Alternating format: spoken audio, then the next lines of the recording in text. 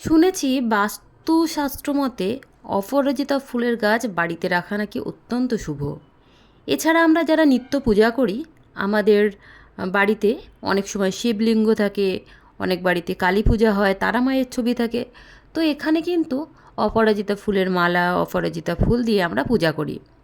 আজকে আমি সে বিষয়ে কথা বলবো না। আজকে আমি বলবো যে অপরাজিতা ফুল গাছ কিভাবে বাড়িতে রাখা যাবে, আর সর্বোপরি একটা গাছ কি করে বহু বছর বাঁচিয়ে রাখা যাবে। এছাড়া অপরাজিতা গাছ ছোট ঝাঁকড়া করে কিভাবে দীর্ঘদিন রাখা যাবে সেই বিষয়েও আলোচনা করব। আমার বাড়িতে বিগত বছরগুলোতে আমি একটা গাছ 4 বছর, 5 বছর, 6 বছর করে রেখে দিয়েছি। তো দেখো, এই যে ছোট্ট ছোট্ট পিঞ্চিং করা হচ্ছে, পিঞ্চিং কি না, অপরাজিতা ফুল গাছটাকে আমরা যদি দীর্ঘদিন বাড়িতে রাখতে চাই, একটা গাছই যদি বাঁচিয়ে রাখতে চাই, বা আমাদের গাছগুলো, যেহেতু এটা একটা লতানো টাইপের গাছ, এই লতানো গাছটাকে আমরা যদি গুঁড়ি আকারে অর্থাৎ ঝোপ আকারে করতে চাই কোনো রকম কোনো সাপোর্ট ছাড়া, তাহলে কিভাবে আমরা এই গাছটাকে রাখবো সেই নিয়েই আজকে ছোট্ট একটা আলোচনাটা সম্পূর্ণ শুনুন। আশা করি যারা একদম গাছ সম্পর্কে নতুন তাদের অনেক উপকারে আসবে। প্রথমেই বলি, আমাদের যে কোনো গাছ কখন মারা যায়? আমাদের গাছগুলো তখনই মারা যায় যখন গাছগুলো বুড়ো হয়ে যায়, বা তারা যখন ভাবতে শুরু করে যে তাদের বয়স হয়ে গেছে।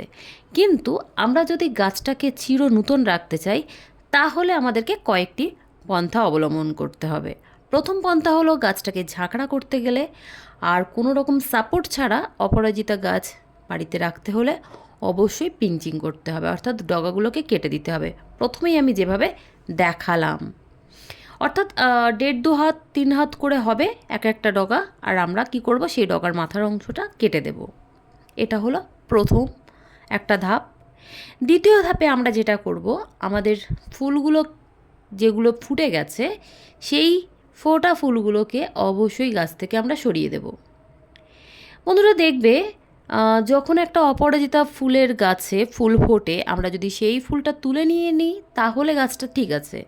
বাট যদি আমরা সেই গাছ থেকে ফুলটাকে না তুলে ফেলে দিই, তো সেক্ষেত্রে কি হয়, সেই গাছের যে ফুলগুলো থাকে সেই ফুলগুলো ফলে পরিণত হয়, আর ফলগুলো আস্তে আস্তে পুরুষ্ট হয়, সেগুলো পেকে যায়। এর ফলে কি হয়, এই যে ফুলটাকে ফলে পরিণত করার ফলে আমাদের গাছের কিন্তু অনেকটা এনার্জি লস হয়। তাই আমরা সবসময় অপরাজিতা ফুল গাছের ফুলগুলো ফুটে যাওয়ার পরে চেষ্টা করব ছিঁড়ে ফেলার।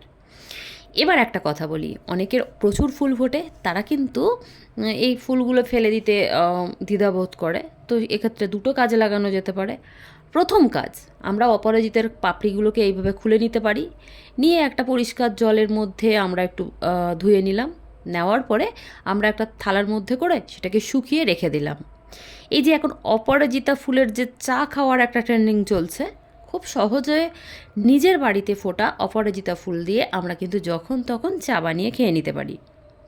এখন অনলাইনে খুললেই দেখবেন যে অপরাজিতা ফুলের চা বিক্রি হচ্ছে। তাহলে আমরা নিজেরা টাকা খরচ না করে আমরা কিন্তু খুব সহজেই এই চাটা পেয়ে যেতে পারি। দ্বিতীয় একটা ভাবে আমি বলবো যে ফুলটা ব্যবহার করা যেতে পারে, আমরা যেখানে একটা সবজি খোসা পচাই বা বিভিন্ন জিনিস পচাই, তার মধ্যেও যদি অপরাজিতার ফুলগুলো আমাকে পচিয়ে আবার গাছে ব্যবহার করি, এক্ষেত্রে কিন্তু আমরা গাছের খুব সুন্দর জৈব সার পেয়ে যাব। তৃতীয়ত, এই যে আমি যে মানে ছোট্ট একটা ঘাস তুলে ফেললাম, আমরা কিন্তু শুধু অপরাজিতা না, যে কোনো গাছের গোড়ায় কখনোই ঘাস হতে দেব না। একটা দুটো যেই আগাছা জন্মাবে, এগুলোকে তুলে ফেলতে হবে। এর ফলে কী হবে, গাছের গোড়াটা পরিষ্কার পরিচ্ছন্ন থাকবে, সেখানে ফাঙ্গাস লাগবে না, সেখানে কোনো রকম নোংরা হবে না। আর অল্প টবের মাটির মধ্যে যেহেতু আমরা গাছ করি, অন্য আগাছা এসে এই টবের মাটিটা নষ্ট করতে পারবে না, অর্থাৎ খেতে পারবে না। তাহলে গাছ পুরো পুষ্টিটা পেল। এবার কি করব, আমরা গাছে যে খাবারটা ব্যবহার করব, অবশ্যই চেষ্টা করতে হবে একটু জৈব খাবার। জৈব খাবার বলতে কলার খোসার গুঁড়ো, একটু গোবর সার, ভার্মি কম্পোস্ট, এছাড়া হাড় গুঁড়ো, শিংকুচি, যেগুলো নর্মালি আমরা বাগানে ব্যবহার করি, সেগুলো করা যেতে পারে যদি কারোর আপত্তি না থাকে। আমি বলবো যে কিছু যদি না দেওয়া যায়, 1 বছর পুরনো গোবর সার 1 মুঠো করে যদি 1.5 2 মাস পর পর দেওয়া যায়, তাহলে কিন্তু আর কিছুই দিতে লাগে না। এছাড়া সরিষার খোল খুব সুন্দর একটা সার, সেটাও খুব সহজে ব্যবহার করা যেতে পারে অপরাজিতা গাছে।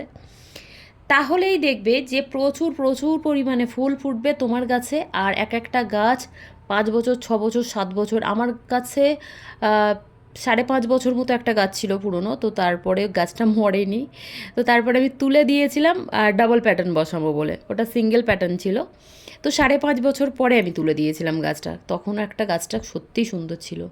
তো পরে ভেবেছিলাম যে গাছটা সত্যিই আমার তোলা উচিত হয়নি, ওই যে মাঝে মাঝে মাথা একটু নড়ে না, তো তাই হয়েছে। তো সবাই ভালো থাকবেন, সুস্থ থাকবেন।